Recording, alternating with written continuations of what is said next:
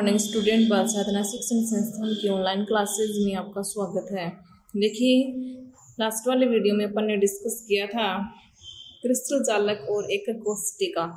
ये क्रिस्टल जालक क्या होता है, एकक कोष्टिका क्या होती है, और एक क्रिस्टल जालक में जालक बिंदु कहाँ होता है और जालक बिंदु मिलकर के एक ज्यामिति का फॉर्मेशन करते हैं। तो यानी फर्स्ट ऑफ ऑल अपन ने बात की थी क्रिस्टल लैटिस की।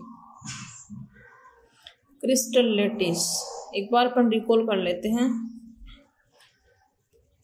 कि ठोसों में, क्रिस्टलीय ठोसों में अवयवी कण जो हैं वो 3D में इस प्रकार से अरेंजमेंट होते हैं, त्रिविम में इस प्रकार से व्यवस्थित होते हैं कि वो एक जालक नुमा संरचना का निर्माण करते हैं, और उसी को क्या कहा जाता है, त्रिविम जालक या क्रिस्टल जालक कहा जाता है, जो कि अपन ने एक स्ट्रक्चर बनाई थी। और इस क्रिस्टल जालक में प्रत्येक अवयवी कण जो कि अपन एक डॉट के द्वारा रिप्रेजेंट किया था, उस डॉट को क्या कहा जाता है, जालक बिंदु या जालक स्थल कहा जाता है। और ये जालक बिंदु अवयवी कण ही होता है जो कि अणु, परमाणु या आयन हो सकता है।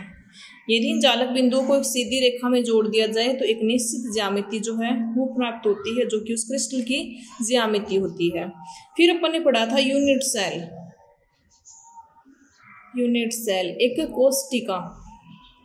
एकक कोष्टिका मतलब वो जो क्रिस्टल जालक था, उस क्रिस्टल जालक की सबसे छोटी इकाई जो है वो क्या कहलाती है, यूनिट सेल कहलाती है। ये तो हुई शॉर्ट में इसकी definition.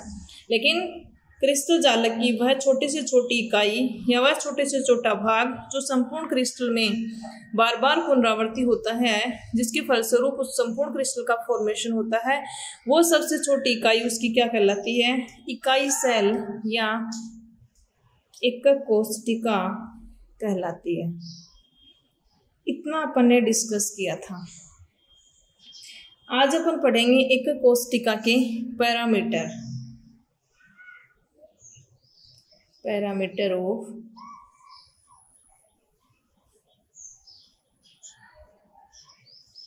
Unit cell. A unit cell एक एकक कोष्टिका के पैरामीटर। पैरामीटर क्या होते हैं, यानी एक एकक कोष्टिका को दर्शाने के लिए कुछ पैरामीटर की आवश्यकता होती है, और ये जो पैरामीटर हैं वो उस एकक कोष्टिका का एक अभिलाक्षणिक गुण होता है। यानी पैरामीटर होते क्या हैं, यानी एक तो अपन उसकी दूरी देखेंगे एकक कोष्टिका में, यानी तीनों किनारों की लंबाइयाँ और उनके मध्य आबंध कोण जो हैं वही उसकी क्या है, पैरामीटर है, यानी मापने का पैमाना। यदि शॉर्ट में कहें तो अपन ने क्रिस्टल जालक में से यदि एक छायांकित भाग किया था, वो था उसका यूनिट सेल। उसको यदि अपन पृथक कर लें तो इस तरह की स्ट्रक्चर आती है, जिसमें अवयवी कण इस तरह से स्थित है। अब एकक कोष्टिका जो है उसके तीनों किनारों की अक्षीय लंबाई, यानी कोई भी तीन किनारे ले लीजिए, मान लीजिए ये स्ट्रक्चर जो है वो एक क्यूबिक स्ट्रक्चर है, घनीय संरचना है, जो कि एक एकक कोष्टिका, और इस घनीय संरचना की बार बार पुनरावृत्ति से किसका फॉर्मेशन होता है, क्रिस्टल जालक का फॉर्मेशन होता है। तो एक घन में यदि अपन फलक की बात करें तो फलक कितने होते हैं, 6 होते हैं, 1 2 3 4 5 और एक पीछे वाला 6। तो ये तो हो गए उसके फलक। कॉर्नर की बात करें तो कॉर्नर जो हैं वो कितने होते हैं, कोने की यदि बात करें, कोने 8 होते हैं, 1 2 3 4 5 6 7 8 कोने होते हैं। बात करें किनारे की, किनारे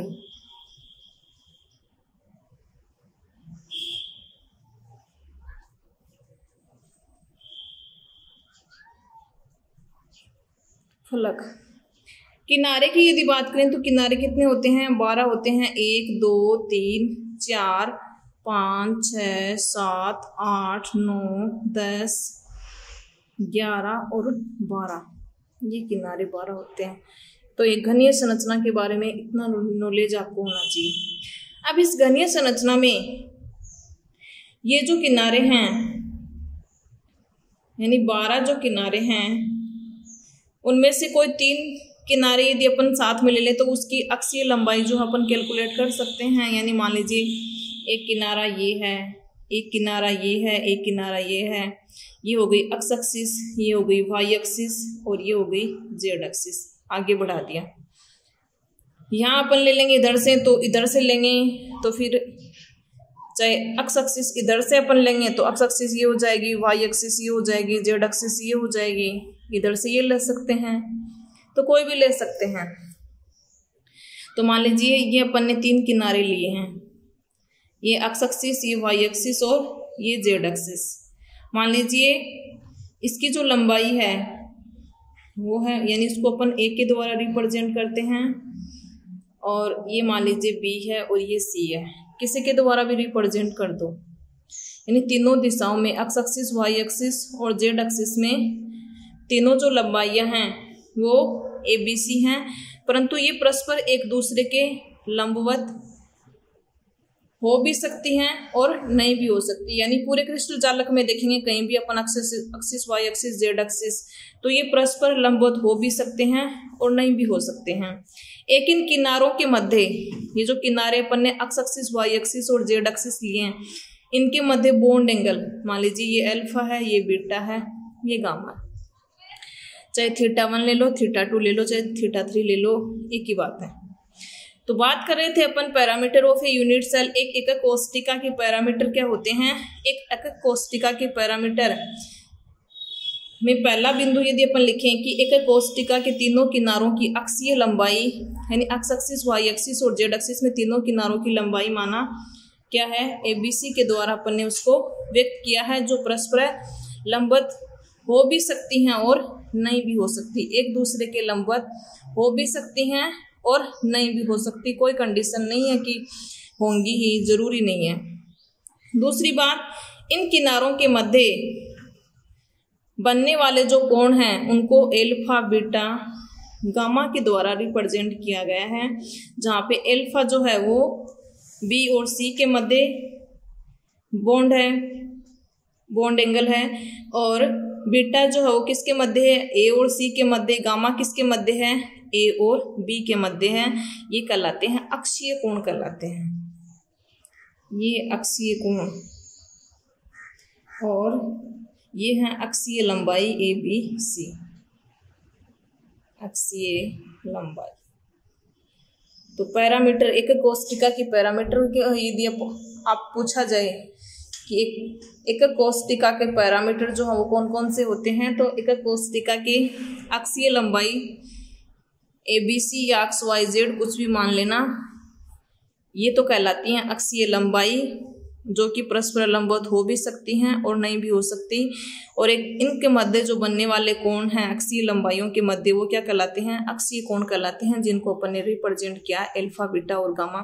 कहने का मतलब एक एकक कोष्टिका के टोटल 6 पैरामीटर हो गए, ABC, 3 अक्षीय लंबाइयाँ, और इन अक्षीय लंबाइयों के मध्य बने अक्षीय कोण 3 कोण है अल्फा, बीटा और गामा के द्वारा। यानी एक एकक कोष्टिका को 6 पैरामीटरों के द्वारा रिप्रेजेंट किया जा सकता है, 3 ये और 3 अक्षीय लंबाई, 3 अक्षीय कोण।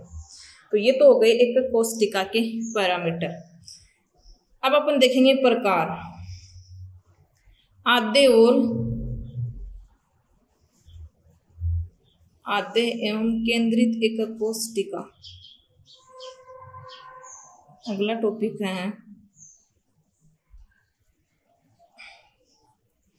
वैसे एकक कोष्टिका के प्रकार हैं, आद्य प्रकार की एकक कोष्टिका और दूसरी होती है केंद्रित एकक कोष्टिका।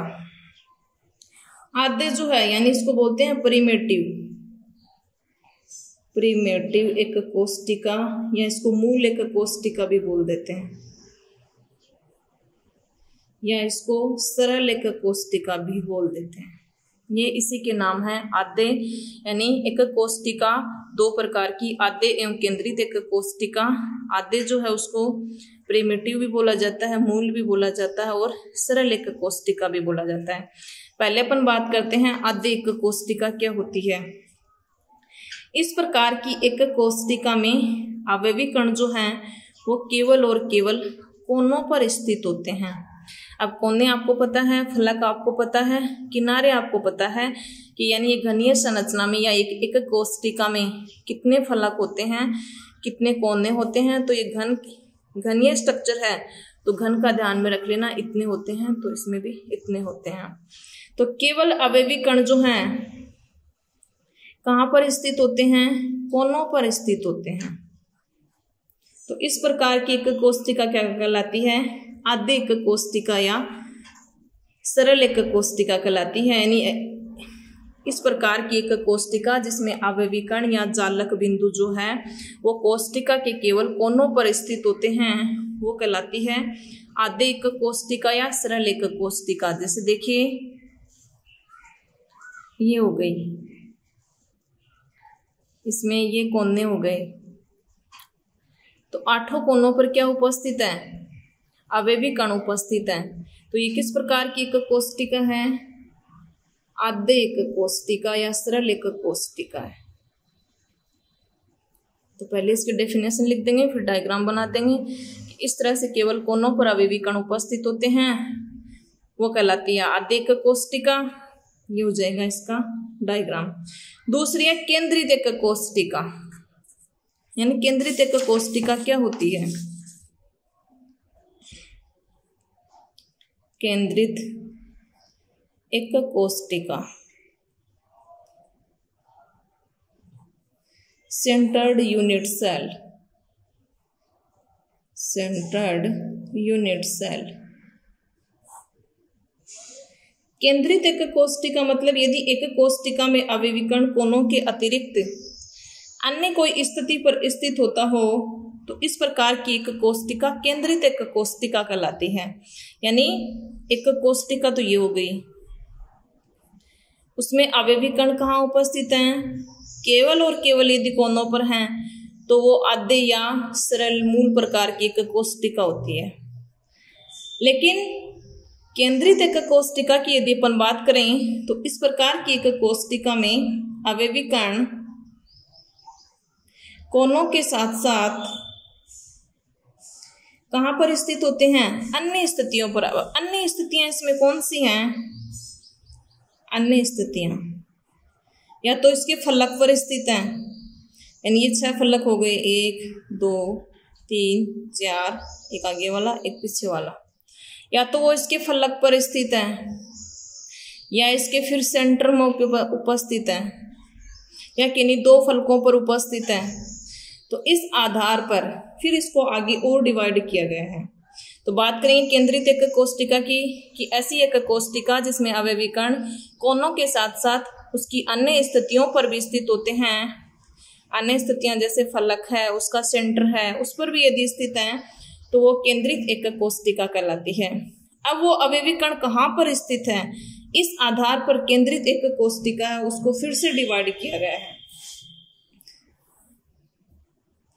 फिर से उसके कई पार्ट हैं, जैसे पहला उसमें पार्ट है 3 प्रकार के हैं, यानी 3 स्थितियों पर स्थित हो सकते हैं। पहला जो है वो है अंतः केंद्रित एक कोष्टिका, अंतः केंद्रित एक कोष्टिका जिसको बोला जाता है body centred unit cell, body centred unit cell, या इसको काय केंद्रित घनीय संरचना भी बोल देते हैं। काय केंद्रित घनीय संरचना, काय केंद्रित एक कोष्टिका, सॉरी वो तो क्यूबिक में आएगा, यानी BCC body centred cubic structure. यानी एक कोष्टिका यदि घन के रूप में है तो उसको क्या बोलेंगे, body centred cubic structure. Unit cell body centred unit cell, या इसको बोलेंगे BCC body centred cubic structure. यानी कई जगह शॉर्ट में ये लिखा हुआ मिलेगा, पूरा ये नहीं मिलेगा। दूसरा है फलक केंद्रित एक कोष्टिका।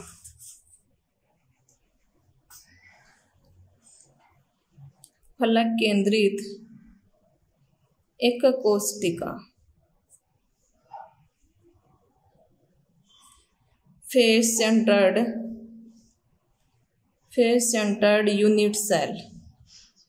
अब देखिए फलक केंद्रित यदि वो घनीय संरचना तो कई बार एक कोष्टिका न देकर के ये भी दिया आ सकता है FCC, face centred cubic structure, short में लिखा हुआ होगा FCC, face centred cubic structure. Last जो है वो है अंत्य केंद्रित एकक कोष्टिका, एकक कोष्टिका, इसको बोला जाता है एंड सेंटर्ड यूनिट सेल। इन दो के नाम याद करने आपको, FCC और BCC, शॉर्ट में इनको ये भी कहा जाता है। बात करते हैं अपन अंतः केंद्रित एकक कोष्टिका की, यानी इस प्रकार की एकक कोष्टिका में क्या होता है, अंतः केंद्रित एकक कोष्टिका में आवेवी कण जो होता है वो कोनों के साथ साथ उसके सेंटर में भी स्थित होता है। यानी जैसे ये एक कोष्टिका है,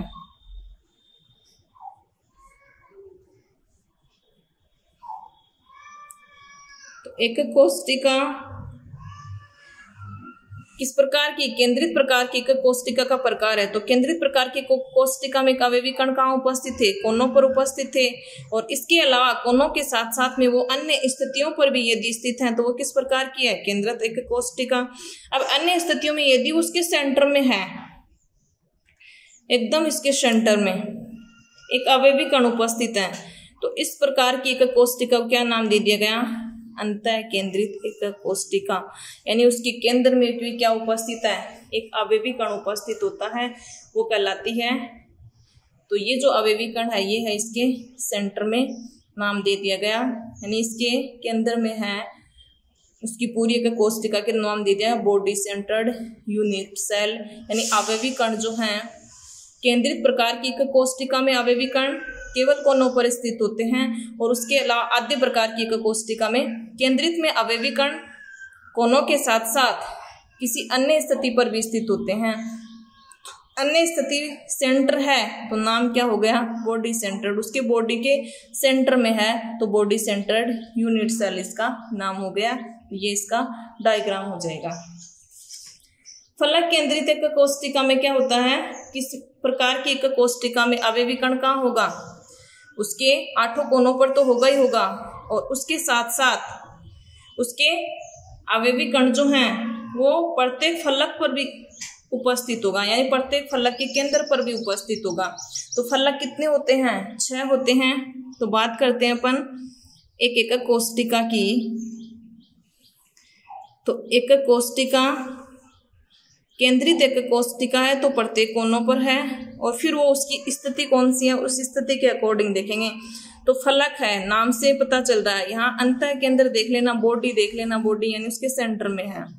फलक, फलक कितने हैं, 6, तो फलक के केंद्र में, प्रत्येक फलक के केंद्र में, तो 1 2 3 4, एक आगे वाला और एक इसके जस्ट पीछे, यानी कि इसके जस्ट पीछे है जो कि अपन को दिखाई नहीं देता। तो 6 फलक जो हैं तो उन फलकों के केंद्र में स्थित होता है। इस प्रकार की यूनिट सेल को क्या कहा जाता है, फलक केंद्रित एकक कोष्टिका कहा जाता है। लास्ट है अंत्य केंद्रित एकक कोष्टिका। इस प्रकार की एकक कोष्टिका में क्या होता है कि आवेवी कण कोनों पर तो स्थित होगा ही होगा, और इसके अलावा यानी 2 विपरीत फलक, विपरीत फलक कौन से होते हैं, जैसे ये फलक इसके सामने है, ये फलक इसके सामने है, और ये वाला फलक इसके सामने है, के केंद्रों पर भी स्थित होता है। तो इस प्रकार की एकक कोष्टिका अंत्य केंद्रित एकक कोष्टिका कहलाती है। यानी जैसे डायग्राम देखेंगे इसका कि ये एकक कोष्टिका है, इस एकक कोष्टिका में केंद्रित प्रकार की एकक कोष्टिका में आवेवी कण कोनों के साथ साथ अन्य स्थितियों पर भी स्थित होता है, और अन्य स्थितियों पर अंत्य प्रकार की एक कोष्टिका जो होती है एंड सेंटर्ड यूनिट सेल, उनमें किन्हीं 2 विपरीत फलक, तो विपरीत एक जो पहला फलक जो है वो दूसरे के विपरीत होगा, या दूसरा पहले के, तीसरा चौथे के विपरीत होगा, और 5वां छठे के विपरीत होगा। ये 6 फलक होते हैं। तो किन्हीं 2 तो दो कौन से होने चाहिए, विपरीत होने चाहिए, जो एक दूसरे के विपरीत हैं उन्हीं पर स्थित होते हैं। इस प्रकार की एकक कोष्टिका कहलाती है अंत्य केंद्रित एकक कोष्टिका कहलाती है। तो इसका डायग्राम बनाओगे तो किन्हीं दो विपरीत फलकों के केंद्रों पे क्या बनाना, आपको अवयवीकरण बनाना है। चाहे तो ये बना देना, ऐसे नहीं कि इसका इसके पास में, विपरीत वाले पे बनाना, इसका इसके पास में, आगे वाले का पीछे वाले के पास में। तो ये किस प्रकार की एकक कोष्टिका हो जाएगी, अंत्य केंद्रित एकक कोष्टिका हो जाएगी। तो ये तीनों प्रकार की एकक कोष्टिकाएं और ये इनके डायग्राम। यानी फर्स्ट ऑफ ऑल आपको याद क्या करना है, क्रिस्टल जालक की डेफिनेशन, उसके बाद एकक कोष्टिका की डेफिनेशन, फिर एकक कोष्टिका के 6 पैरामीटर। 3 जो पैरामीटर हैं वो अक्षीय लंबाई को रिप्रेजेंट करते हैं। वो लंबाइयां एक दूसरे के जो है परस्पर लंबवत हो भी सकती हैं और नहीं भी हो सकती। 3 जो है वो अक्षीय कोण को रिप्रेजेंट करते हैं, जो कि उनके मध्य होते हैं तीनों अक्षीय लंबाइयों के। फिर अपन को याद करना है एकक कोष्टिका के 2 प्रकार, एक आद्य या सरल प्रकार की एकक कोष्टिका, दूसरी केंद्रित प्रकार की एकक कोष्टिका। सरल या आद्य प्रकार की एकक कोष्टिका में अवयवीकरण केवल कोनों पर स्थित होते हैं। और एक घन की यदि अपन बात करें, क्यूब की अपन बात करें, तो कोने 8 होते हैं, फलक 6 होते हैं और किनारे 12 होते हैं। केंद्रित एकक कोष्टिका में अवयवीकरण जो है वो प्रत्येक कोने के साथ साथ उसके अन्य स्थिति पर भी क्या होता है, स्थित होता है। और स्थिति के आधार पर फिर से केंद्रित एकक कोष्टिका को 3 पार्ट्स में डिवाइड किया गया है। अंतः केंद्रित एकक कोष्टिका, या उसको बॉडी सेंटर्ड यूनिट सेल बोला जाता है, या BCC body centred cubic structure भी बोल दिया जाता है। फलक केंद्रित घनीय संरचना FCC, face centred cubic structure या फेस सेंटर्ड यूनिट सेल। अंतः केंद्रित एकक कोष्टिका एंड सेंटर्ड यूनिट सेल। अब केंद्रित प्रकार की एकक कोष्टिका अवयवीकरण कहाँ उपस्थित होगा, कोनों पर तो स्थित होगा ही होगा। बॉडी यानी उसके सेंटर में उपस्थित है, बॉडी सेंटर्ड। फेस सेंटर्ड यानी उसके फेस पर स्थित होगा, फेस के मध्य में होगा। फलक कितने हैं, प्रत्येक फलक के मध्य में होगा, फेस सेंटर्ड हो जाएगा। कोनों के साथ साथ उसके सेंटर में होगा, तो बॉडी सेंटर्ड यूनिट सेल हो जाएगा।